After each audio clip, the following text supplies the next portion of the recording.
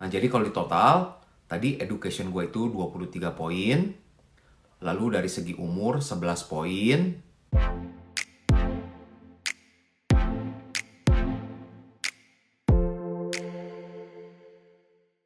Halo guys, ketemu lagi nih dengan gua Darwin dalam channel pribadi gua, Opini Darwin. Apa kabar kalian semua? Semoga kalian semua dalam keadaan sehat-sehat semua ya. Dan dalam video kali ini gua akan share mengenai breakdown poin gua dulu ketika gua apply PR ke Kanada. Nah, sampai sekarang masih banyak yang nanyain ke gua ya, Bang, bagaimana sih dulu Bang Darwin atau Ko Darwin bisa sampai ke Kanada? Nah, gua jelaskan dulu bahwa dulu gua apply PR langsung dari Indonesia.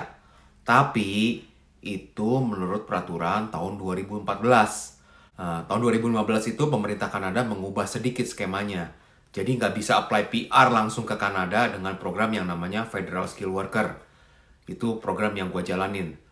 Nah, untuk apply Federal Skill Worker sebelumnya akan difilter, disaring dengan program yang namanya Express Entry. Nah, program Express Entry ini yang sekarang sering menjadi kendala ya guys ya. Karena poinnya kita itu ditanding dengan aplikan seluruh dunia. Diadu tinggi-tinggian siapa. Di zaman gua dulu, nggak perlu ada yang namanya Express Entry. Kita bisa apply langsung yang namanya Federal Skill Worker.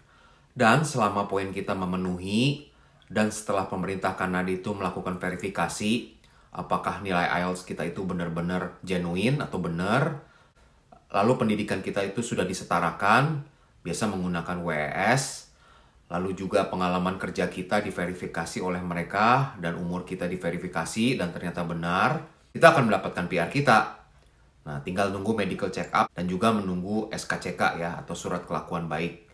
Nah, selama itu kita bisa penuhin, pasti kita dapat guys. Cuman, zaman dulu itu prosesnya lama. Nah, gua aja kebetulan karena terakhir-terakhir, tahun 2014 gua daftar, dan pemerintah Kanada itu mengubah skema di tahun 2015, sehingga aplikasi gua itu dikebut guys. Yang tadinya tuh normalnya itu bisa sekitar 4-5 tahun baru di-approve PR gua, itu ternyata cuma dalam waktu hitungan bulan di-approve PR gua. Nah, gue juga makanya jadinya waktu itu cukup kaget dan gak siap juga ya. Waduh, ternyata secepat ini. Sehingga akhirnya gue waktu itu buru-buru juga tuh melakukan persiapan untuk berangkat ke Kanadanya ya. Oke, jadi ingat dulu ya bahwa ini skema dulu. Skema sekarang udah berubah ya guys ya. Oh ya guys, jangan lupa ya bahwa gue bukan agen tenaga kerja, agen edukasi, atau agen imigrasi. Gue lakukan ini berdasarkan pengalaman pribadi gue dulu. Dan juga bagi kalian yang merasa video gue ini bermanfaat, jangan lupa ya untuk subscribe, like, komen, dan bantu share. Oke guys, untuk breakdown poinnya ya. Jadi ketika gue apply Federal Skill Worker itu tahun 2014, kategori NOC gue itu waktu itu 0111, yaitu Financial Manager. Waktu itu persyaratan untuk bisa memenuhi poin Federal Skill Worker itu, syaratnya itu ialah 67 poin ke atas guys. Nah, gue harus achieve 67 poin. Nah, untuk breakdown 67 poin itu, yang pertama itu dari segi umur. Nah, dari segi umur, waktu itu tuh umur gue 36 tahun guys, ketika gue submit.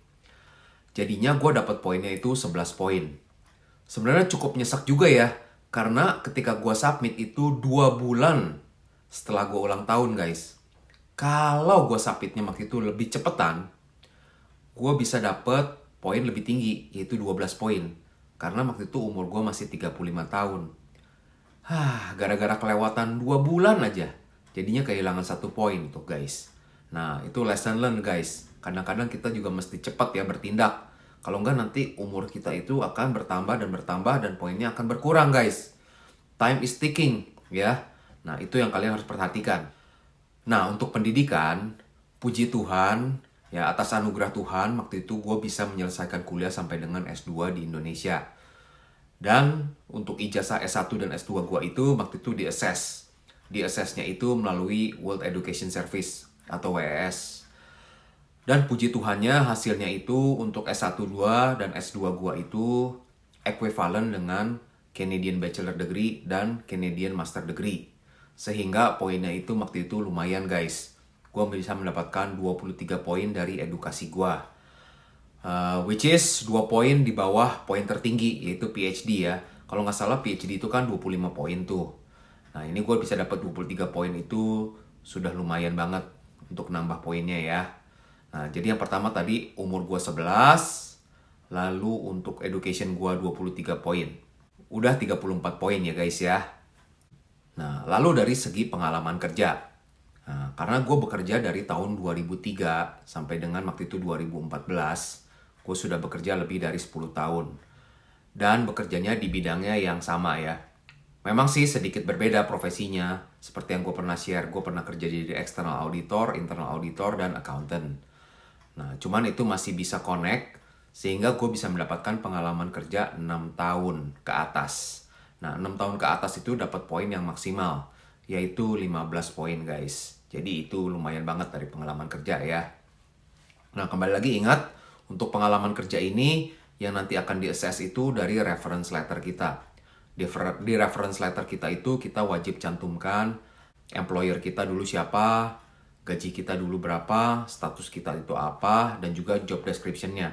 Nah, job description yang ada di reference letter itu harus connect dengan job descriptions yang ada di NOC itu guys. Ya, itu tips buat kalian tuh. Yang terakhir itu dari faktor IELTS guys, dari bahasa. Karena gue nggak ada faktor lain yang bisa gue tambah ya. Contohnya itu gue tidak mempunyai saudara sama sekali di Kanada. Nah, dari poin IELTS ini paling penting juga nih, karena poinnya cukup signifikan juga guys untuk menambah poin gue ya. Nah, gue waktu itu tesnya yang generals ya. Nah, untuk tes yang generals ini sedikit lebih gampang dibandingkan dengan yang akademik. Dan puji Tuhan waktu itu skor gue cukup baik guys. Breakdown poin IELTS gue itu waktu itu listening gue 7,5, reading gue 7, writing gue 6,5, dan speaking gue 6,5. Nah memang waktu itu skornya itu beda ya dengan IELTS yang gue kejar untuk Australia. Di Australia itu kan harus 7 each band. Nah untuk yang general waktu itu gue belajarnya nggak terlalu ngotot ya. Bahkan gue hanya review-review sedikit aja. Tapi puji Tuhan gue bisa dapat skor segitu. Nah, jadi dari 4 band itu, gue mendapatkan nilai di Federal Skill Worker 21 poin. Nah, itu sangat lumayan sekali, guys. Nah, jadi kalau di total, tadi education gue itu 23 poin. Lalu dari segi umur 11 poin. Lalu dari segi pengalaman kerja 15 poin. Dan juga dari IELTS 21 poin. Totalnya itu 70 poin, guys. Nah, itu sudah melebihi dari batas minimum skor yang diperlukan waktu itu, yaitu 67 poin. Sedangkan gue bisa achieve 70 poin.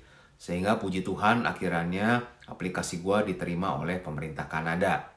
Nah, jadi kurang lebih seperti itu guys dulu proses perjuangan gue untuk bisa ke Kanada. Gue apply Federal Skill Worker langsung, di zamannya gue dulu, dan itu breakdown poinnya. Nah, saat ini gue rasa untuk hal ini sudah semakin sulit. Gara-gara kembali lagi yang tadi gue jelaskan adanya express entry yang memfilter poin kalian. Oke deh kalau gitu, semoga videonya bermanfaat ya. Kembali lagi jika kalian merasa video ini bermanfaat, tolong bantu untuk share dan juga untuk like dan komen di bawah ini ya. Dan juga jika misalkan ada pertanyaan-pertanyaan, tolong tulis di komentar ataupun bisa kirim lewat IG ya. IG gue itu opini_Darwin. Jika ada pertanyaan yang menurut gue menarik, gue akan coba buatkan dalam bentuk video. Oke? Thank you guys for watching. Sampai jumpa di video berikutnya. Bye!